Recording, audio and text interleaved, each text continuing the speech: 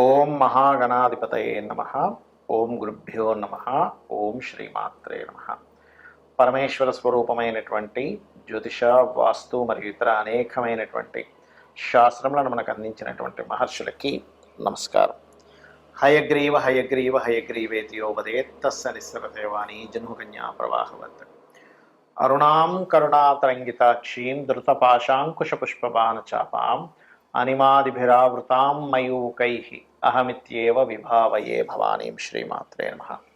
ప్రేక్షకులకి ఆ లలితాంబిక అమ్మవారి యొక్క అనుగ్రహం పరిపూర్ణంగా కలగాలని మనస్ఫూర్తి కోరుకుంటూ మనం ఈరోజు చూడండి, మనం బయట సొసైటీలో కనుక చూసినట్లయితే ఎవరో ఏదో బ్లాక్ మ్యాజిక్ చేశారని, లేకపోతే ఏదో గాలి సోకిందని, దిష్టి బాగా తగులుతుందని, శత్రువులు ఏదో వీళ్ళ మీద ఏదో ప్రయోగం చేశారని, ఇట్లాంటివి మనం చాలా చూస్తూ ఉంటాం. అసలు అందులో ఎంతవరకు నిజం ఉంది? ఇక్కడ పాయింట్ బై పాయింట్గా చూసుకుంటే, అంటే ఒక్కొక్క లగ్నానికి అసలు ఏ గ్రహ దశ వల్ల, ఏ కాంబినేషన్స్ వల్ల అలాంటివి ఏర్పడతాయి. ఇక్కడ పాయింట్ నెంబర్ 1 ఏంటంటే అసలు సిమ్టమ్స్ ఏమిటి, అదేవిధంగా దీని మీద మోసాలు ఎలా జరుగుతున్నాయి, అలాగే భ్రమలు ఉంటాయి కొంతమందికి. సిమ్టమ్స్, మోసాలు, భ్రమలు, అదేవిధంగా అసలు ఎందుకు వస్తాయి ఇవి, అసలు ఎందుకు ఏర్పడతాయి, ఇవి తొలగిపోవాలంటే ఏం చేసుకోవాలి, అసలు ఈ కాలంలో అలా చేసేవాళ్ళు ఉన్నారా అనేటువంటి అనేకమైనటువంటి అంశాలు ఒక్కొక్క లగ్నరీత్యా పూర్తిగా తెలుసుకుందాం. మీరు వీడియో ఆఖరి వరకు చూడండి. అయితే ఈ విషయాలను ఎన్నో రీసెర్చ్లు చేసి చెప్తున్నటువంటి అంశం ఇది. ఈ యొక్క అంశం చెప్తుంది నేనైనప్పటికీ కూడా చెప్పేస్తుంది సాక్షాత్ లలితామ్మ వారిగా భావిస్తూ భ్రమల్ని, భయాల్ని పోగొట్టుకోవడానికే ఈ వీడియో పర్టికులర్గా చూడండి, మీకు అర్థమవుతుంది. మకర లగ్నము, మకర రాశి. ఈ మకరం వారికి కనుక లగ్నాధిపతి పాడయ్యాడు అనుకోండి, చాలామందికి సిమ్టమ్స్ ఏం జరుగుతుంటాయంటే వీరికి లేదా కుటుంబ సభ్యులకి, అంటే వీరికి బాగుంది, కుటుంబ సభ్యులకి ఏమి ఇబ్బంది లేదు, అంటే ఇబ్బంది ఏదో వస్తుంటుంది, లేదు వీళ్ళకి బాగాలేదు, కుటుంబ సభ్యులకు బాగుంటుంది. అంటే ఏంటి, లగ్న కుటుంబాధిపతి శని అయినందుకు వీరికి కానీ కుటుంబ సభ్యులకు కానీ మార్చి ఎఫెక్ట్ అనేటువంటి జరుగుతూ ఉంటుంది, గుర్తుపెట్టుకోండి. ఆ రకంగా శని యొక్క ప్రభావం అన్నమాట అది. అందులో పర్టికులర్గా మీరు గమనించినట్లయితే శని ఏ గ్రహం ద్వారా పాడైందో ఆ రోజులు ఎక్కువ ఎఫెక్ట్ వస్తూ ఉంటుంది. అలాంటప్పుడు ఆ రోజుల్లో మీరు ఏదైనా ముఖ్యమైనటువంటి పనులు ప్రారంభించడం కూడా చేయకూడదు. అయితే దీనివల్ల చాలామందికి నేను చూసినప్పుడు ఈ మకర లగ్నం వాళ్ళకి కనుక శాటర్న్ పూర్తిగా పాడైనప్పుడు కొంతమంది ఇల్లు వదిలి కూడా వెళ్ళిపోతుంటారు, కుటుంబం నుంచి దూరంగా వెళ్ళిపోతారు. నేను చాలా కేసెస్ చూశాను. మా ఇంట్లో ఉండట్లేదండి, ఎక్కడో ఫ్రెండ్ ఇంట్లో ఉంటుంటాడు, ఎప్పుడో 1 నెలకో 2 నెలలకు ఒకసారి వచ్చి వెళ్ళిపోతుంటాడు అంటుంటారు. అంటే ఏమిటి, కుటుంబాధిపతి స్పాయిల్ అయ్యాడు. ఆ స్పాయిల్ అవ్వడం కూడా ఎలాగా, జనరల్గా స్పాయిల్ అయితే వేరు, అంటే అట్లాగా చదువు కోసం వేరే దేశానికి వెళ్ళడం, వేరే రాష్ట్రానికి వెళ్ళడం, ఉద్యోగం కోసం అట్లా వెళ్తారు. ఇదేమవుతుంటుందంటే నాకు కుటుంబం వద్దు, ఏం వద్దు అనుకుంటూ దూరంగా వెళ్ళిపోవడం, ఏదో ఫ్రెండ్ ఇంట్లో ఉండడం, లేకపోతే ఏదో హాస్టల్లో ఉండడం, అక్కడ పోనీ వాళ్ళు ఏదో పని కోసం వెళ్ళారంటే అలాగే ఇంట్లో వాళ్ళ మీద ఏదో కోపంతో వెళ్ళిపోవడం జరుగుతుంది. అదంతా ఎందుకు జరుగుతూ ఉంటుంది అంటే, ఒకటి వాళ్ళకి శనికి కేతు సంబంధాలు వస్తేనేమో అసలు సాధారణంగా ఉద్యోగరీత్యాను వ్యాపారరీత్యా వెళ్తారు. కానీ అలా కాకుండా రాహుకేతు యాక్సిస్లో పడతాడు శని ఒక్కోసారి. అంటే 2వ స్థానంలో కేతు ఉంటూ 8వ స్థానంలో రాహు ఉంటాడు. అప్పుడు ఈ శని రాహుతో సింహంలో ఉన్నప్పుడు ఇట్లాంటివి ఎక్కువగా జరుగుతుంటాయి వారికి. కాబట్టి ఇలాంటి సమయంలో చేయవలసింది ఏంటంటే రాహుకేతు గ్రహాల దగ్గర దీపారాధన చేయడము, చండీ మరియు గణపతి ఆరాధన ఇంట్లో ఎక్కువగా చేస్తూ ఉంటే ఆ ఎఫెక్ట్స్ అనేవి పడవు. మరి ఇదే మకర లగ్నం వారికి కుజుడు పాడయ్యాడు అనుకోండి, ప్లేసెస్ వల్ల జరుగుతుంది ఎఫెక్ట్. అంటే మీకు ఏదైనా ఒక ల్యాండ్ తీసుకున్నాము, ఆ ల్యాండ్లో ఉండే దోషం వల్ల, శల్య దోషం వల్ల, ఇట్లాంటి వాటి వల్ల ఎఫెక్ట్ వస్తూ ఉంటుంది. అలాంటప్పుడు ఆ ల్యాండ్ వల్లే మీకు తెలుస్తూ ఉంటుంది, ఏమంటే మాకు ఆ ల్యాండ్ తీసుకున్నప్పటి నుంచే నాకు ఈ నెగిటివ్ ఎఫెక్ట్స్ ఎక్కువయ్యాయి అని అంటూ ఉంటారు. అలాంటప్పుడు ఆ ల్యాండ్ లోపల గోమూత్రం ఉంటుంది, ఒక 11 రోజుల పాటు గోమూత్రాలు మొత్తం జల్లిచ్చేసేయండి. ఆ ల్యాండ్ లోపల జలించేస్తే ఏమవుతుందంటే ఆ ల్యాండ్ నుంచి వచ్చినటువంటి నెగిటివ్ ఎఫెక్ట్ ఏదైతుందో అది పూర్తిగా తగ్గుతుంది. మరి అష్టమాధిపతి కనుక రవి పాడయ్యాడు, అలాంటప్పుడు సిమ్టమ్స్ ఎలా జరుగుతాయంటే ఆదివారాలు లేదా అమావాస్య నాడు మీరు చేసేటువంటి కొన్ని అంటే ఏదో లేట్ నైట్స్ ఎక్కడి నుంచో రావడం, ఏదో తొక్కడమో, లేకపోతే ఇట్లాంటప్పుడు ఎఫెక్ట్ వస్తూ ఉంటుంది. మరి అదే రవి కనుక పాడైతే, ప్రధానంగా రవి కుజులు ఇద్దరూ పాడయ్యారండి పాపగ్రహాలతోని అన్నప్పుడు ఖచ్చితంగా ఈ సమయాల్లో వాహనాల మీద వెళ్ళేటప్పుడు కొంచెం స్లోగా వెళ్తూ ఉండాలి, గుర్తుపెట్టుకోండి. ఇది చాలా ముఖ్యమైనటువంటి అంశం, ఇది గుర్తుపెట్టుకోండి. అలాగే మరొక విషయం ఏంటంటే, ఇక్కడ ఈ బుధుడు కొంతమందికి ఏమవుతుందంటే బుధుడు పాడవుతాడు. బుధుడు పాడైనప్పుడు మంత్ర సంబంధంగా కలిగేటువంటి ఫలితాలు, అంటే తీసుకునే మంత్రం దోషభూయిష్టమైన మంత్రం అయి ఉండొచ్చు, ఎక్కడో ఏదో పుస్తకంలో చూసి చదివేసానండి, అప్పటి నుంచి నాకు ఎందుకో ఇది సరిగా పడట్లేదు అంటూ ఉంటారు. దాన్ని శాస్త్రాల్లో గురువుల ద్వారా పొందినప్పుడు మంత్రానికి ఎటువంటి ఎఫెక్ట్ ఉండదు. కానీ కొన్నిసార్లు నేను చూస్తూ ఉంటాను, కొన్ని ప్రదేశాల్లో ఇంత డబ్బులు కట్టి మంత్రం తీసుకుంటూ ఉంటారు, కొన్ని చేయకూడని కొన్ని క్రియలు. అలాంటప్పుడు వాళ్ళు తట్టుకోలేకపోతుంటారు. అది ముఖ్యంగా బుధుడు పాడైతే బుధుడు సంబంధంగా వస్తూ ఉంటుంది. సో అది కాబట్టి ఏదైనా సరే ఒక మంత్ర విధానాన్ని లేనట్లయితే మీరు గురువుల నుంచి పూర్తిగా సంపూర్ణంగా తెలుసుకొని అవి చేయండి. సాత్విక పద్ధతే ముందుగా మీరు ప్రిఫరెన్స్ ఇవ్వండి. కొంతమంది కౌలాచారం అనేమో వామాచారం అనేది చేస్తుంటారు. కాకపోతే అది కూడా గురువుల నుంచి నిర్దిష్టంగా కొన్ని ఆహార వ్యవహారాలు, బ్రహ్మచర్యం పాటించే ఇది పర్టికులర్గా చూసుకోవాలి మకరం వారు. ఎందుకంటే కర్మకారక లగ్నం అంటారు దీన్ని, అంటే తొందరగా కనెక్ట్ అయిపోతుంది కర్మ వెళ్ళి. కాబట్టి ఈ విషయాల్లో చాలా చాలా జాగ్రత్తగా ఉండండి. ఇక మీరు నిత్యము కూడా లలిత చదువుకోవడము, లేనట్లయితే శ్రీమాత్రే నమః అనే నామస్మరణ, అదేవిధంగా లక్ష్మీ యంత్రము తయారు చేసుకుని అందులో మీరు పూజ కనుక చేస్తున్నట్లయితే అన్ని విధాలా బాగుంటుంది.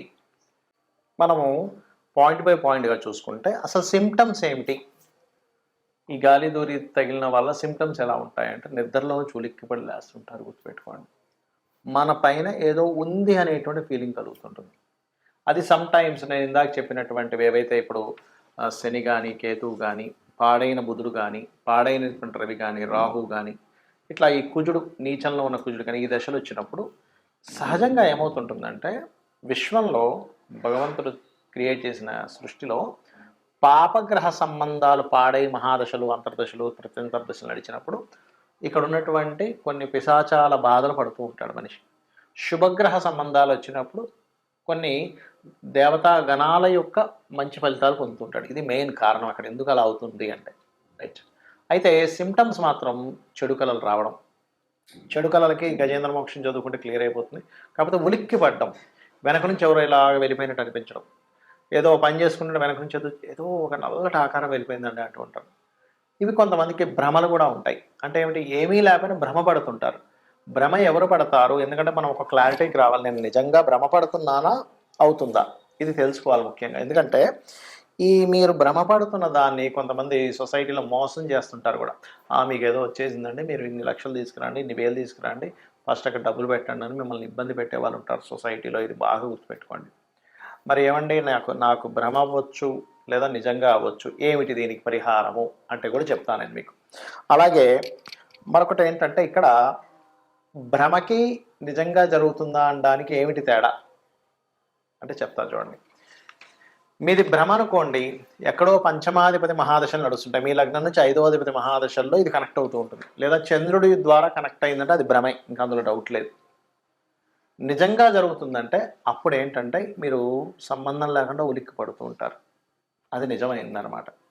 అయితే అందులో ఇక్కడ మరి ఈ రోజుల్లో నిజంగా ఇలాంటివి ఏమైనా ఇప్పుడు మనం వింటూ ఉంటాం, పాతకాలంలో వినేవాళ్ళం, బాణామతి, చిల్లంగి, లేకపోతే రకరకాలు ఉంటాయి, రకరకాల చెడుపులు చేసేవాళ్ళు ఉంటారు. మరి ఈ కాలంలో ఉన్నారంటే చాలా తక్కువ అలాంటివి చేసేవాళ్ళు ఇప్పుడు. ఎందుకంటే ఇప్పుడు అంత ఓపిక కానీ అంత నిష్టగా ఉండేవాళ్ళు కానీ లేరు. ఎక్కడో ఓ లక్షలో కోట్లో ఒక వ్యక్తి దొరుకుతారు జెన్యూన్గా ఉండేవాళ్ళు.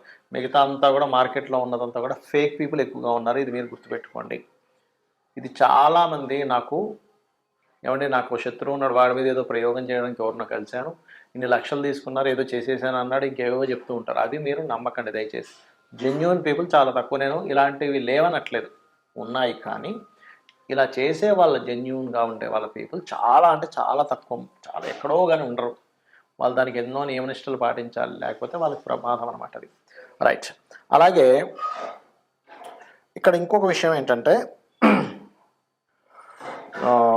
అసలు వీటి నుంచి మీరు తప్పించుకోవాలి, వీటి నుంచి అసలు బయటపడాలి అంటే ఏం చేయాలి? శాస్త్రాల్లో చాలా ఉన్నాయండి పద్ధతులు. ఒకటి, నిత్యము చండీ ఇంట్లో కనుక పారాయణం జరిగింది, లేదా లలితా సహస్రనామాలు ఇంట్లో పారాయణం జరుగుతుంది, రోజు ఉదయం సాయంత్రం లలితా సహస్రనామాలు చదువుతున్నాయి, లలిత చదవడం కానీ, లేకపోతే ఖడ్గమాల ఇంట్లో మీకు ఉపదేశం ఉంటేనే ఖడ్గమాలు చేయాలంటారు, జరుగుతుంది అంటే ఆవరణ దేవతలు ఒక్కొక్క దేవత గురించి వస్తూ ఉంటుంది. ఆ దేవతలు మొత్తం రక్షణ కలిగించి మీకు నెగిటివ్ ఎనర్జీ పోయేలా చేస్తుంది, గుర్తుపెట్టుకోండి. ఒకటి. రెండవది హనుమాన్ చాలీసా వచ్చండి నాకు, పొద్దున సాయంత్రం ఇంట్లో చేసుకుంటాను, లేదా రామ భజన ఏదైనా చేస్తాను ఇంట్లో, ఖచ్చితంగా అటువంటి నెగటివ్ ఎనర్జీస్ తరిమి తరిమి కొడతాడు ఆంజనేయ స్వామి. రెండవది. ఇక మూడవది ఏంటంటే, లేదండి మాకు ఒకసారి ఏదైనా ఒక పెద్ద కార్యక్రమం చేసుకుందాం అనుకుంటాం, దాంతో క్లియర్ అయిపోవాలంటే చండీ పారాయణం, చండీ హోమం ఖచ్చితంగా ఇంట్లో ఇటువంటి నెగటివ్స్ ఏమైనా ఉన్నా సరే పోగొట్టేలా చేస్తుంది, గుర్తుపెట్టుకోండి.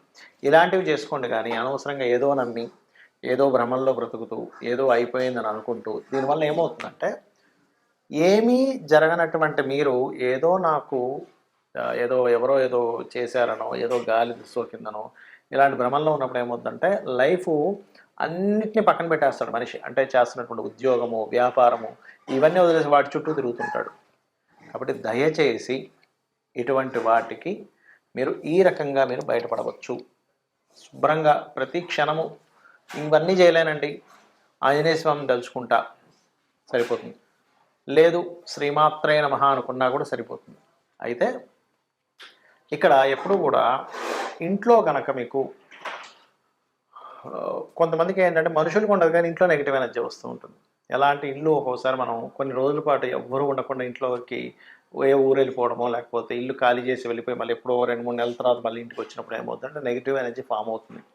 అలాంటప్పుడు ఖచ్చితంగా ఇంట్లో ఏ హోమమో, సత్యనారాయణ సంవ్రతమో ఒక 11 రోజుల పాటు గోమూత్రాన్ని చల్లి నీట్గా తుడవడం చేయాలి.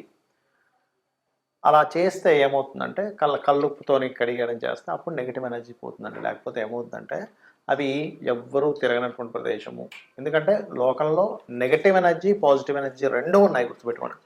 దేవతా ఎనర్జీ ఎంత స్పష్టంగా ఉందో పిశాచాలు, ఆత్మలు ఈ ఆత్మలే రకరకాలుగా మారుతూ ఉంటాయి. మనిషి యొక్క ఆత్మే ఆ రకంగా మారుతూ ఉంటుంది. అవి కూడా ఉన్నాయి. కాకపోతే ఇక్కడ దేవతని కనుక మీరు పట్టుకోగలిగితే 100% ఎటువంటి ఇబ్బంది ఉండదు. కాబట్టి నిష్టగా రెగ్యులర్గా చేస్తున్నారు. మరి కొంతమందికి ఈ పాపగ్రహ సంబంధాలు ఎక్కువగా ఉన్నప్పుడు అది ఒక్కోసారి రోగం మీద, ఒక్కొక్కసారి ఇట్లాంటి వాటి మీద ప్రభావం చూపిస్తుంటుంది. ఆ సమయంలో అమ్మవారిని బలంగా మీరు నిత్యము చేయండి, అన్ని విధాలు మీకు బాగుంటుంది. శ్రీమాత్రే నమః.